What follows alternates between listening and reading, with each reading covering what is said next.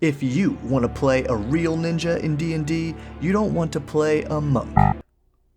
Okay, maybe a shadow monk, but you should play a ranger, a rogue, or even a bard?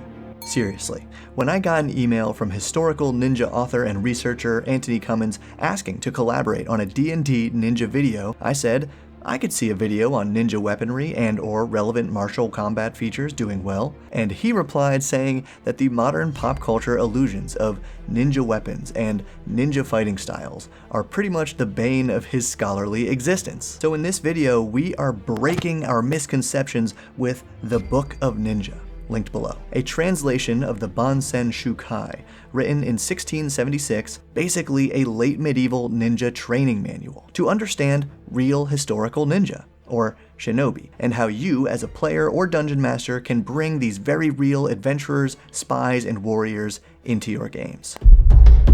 1. Moving silently. Stealth was a matter of life and death for medieval ninja, so they practiced many techniques to gain advantage on their stealth checks that you can use in D&D. Indoors, ninja specifically walked along the edges of corridors to cut down on floorboard squeaking, and used a type of floating step where the lead foot applies very gentle pressure to test if any boards will make a sound. They wore soft, padded sandals. When was the last time you even thought about your character's footwear? And they studied exactly where to climb on a roof so that the beams did not creak. They even studied a specific step to silently pull their feet out of water. And one of the most bizarre steps recorded in these ninja scrolls is the technique of walking with their feet on top of their hands. They would even put folded paper in their mouth to muffle the sound of their own breath. And that's just one ninja tool. 2. Thieves' tools. The ninja conducted detailed investigations of all types of locks, entryways, and building materials in Japan, and, most importantly, how to bypass them. All it takes is a little finesse. Something every rogue should be doing in their downtime. They used many kinds of saws, chisels, and drills, as well as oils, and sometimes even urine, to reduce the sounds from friction made by their tools. See if your rogue will try that one out. But an important lesser-known ninja tool was the long bag. Similar to a real bag of holding, this was literally a very long bag used to silently drop debris from high fortifications rather than splashing them down into a moat. So for these quests, a ninja must also be proficient with 3. Climbing and swimming. Ninja did in fact use grappling hooks to scale castle walls, but typically with far less than 50 feet of hempen rope. Many medieval Japanese castle walls were not very high, because they were built on great heights with steep natural defenses. So ninja trained with rope, pythons, yes, that piece of equipment in D&D that nobody uses, long ladders, rope ladders, spike ladders to crawl up walls, and even pulley systems. So homebrew pulleys are something to ask your dungeon master about. But one of the primary jobs of the historical ninja was crossing rivers, lakes, and castle moats, because these areas often included few other defenses.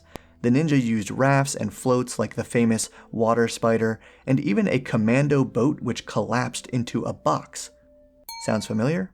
And another ninja trick was to drill a hole in the end of their wooden scabbard so it could be used as a secret snorkel. Obviously, these missions are dangerous, but the ninja never underestimated the dangers of nature itself. 4. Wilderness survival. Real ninja shared many skills with the ranger of D&D.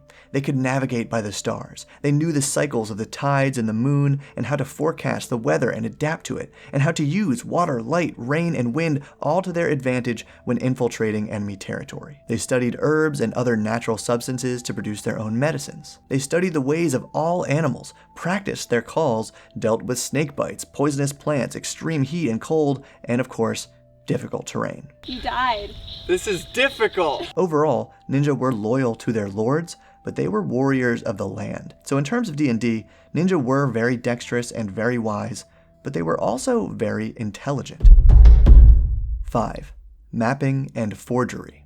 Historical ninja would memorize intelligence reports, locations of safe houses, identities of secret contacts, and the layouts of buildings, all to avoid carrying any evidence if they were captured. And to accurately recall information to create their own reports and maps of castle walls with their hidden passages and secret doors. One helpful ninja trick you can use for navigating a twisting dungeon is to unwind a long roll of thread that you can backtrack to safety. Another lesser known but critical skill of the ninja was forgery. They memorized all the signatures and handwriting styles of the local lords and nobles in case they needed to forge a letter, and this required yet another expertise.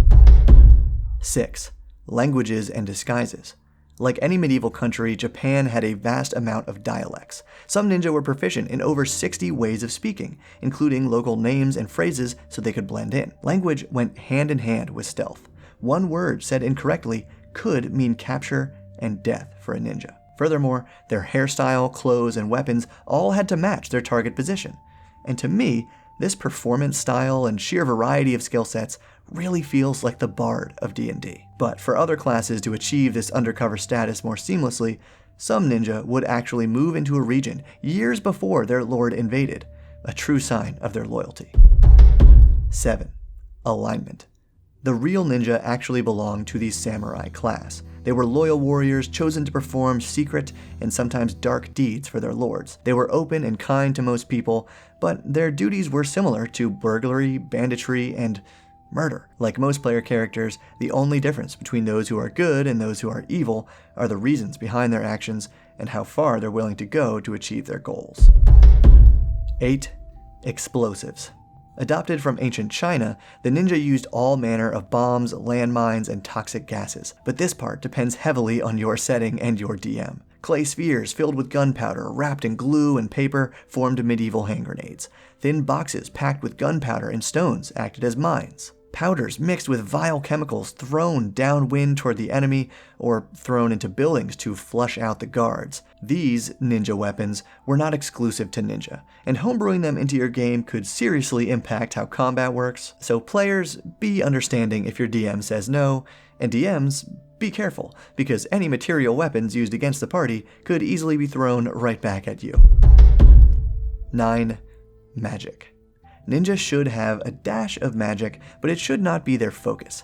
Historically, they wore snake fangs or wooden hairpins believed to be charged by the power of the lunar eclipse to help them remain unseen. These beliefs should be used delicately and respectfully, if at all, in your games. Mostly, they should inspire you to treat your character's magic items with the reverence they deserve, and customize how magic works in your game. So check out this video for more ways to customize magic, or check out the Book of Ninja by Antony Cummins, and keep building.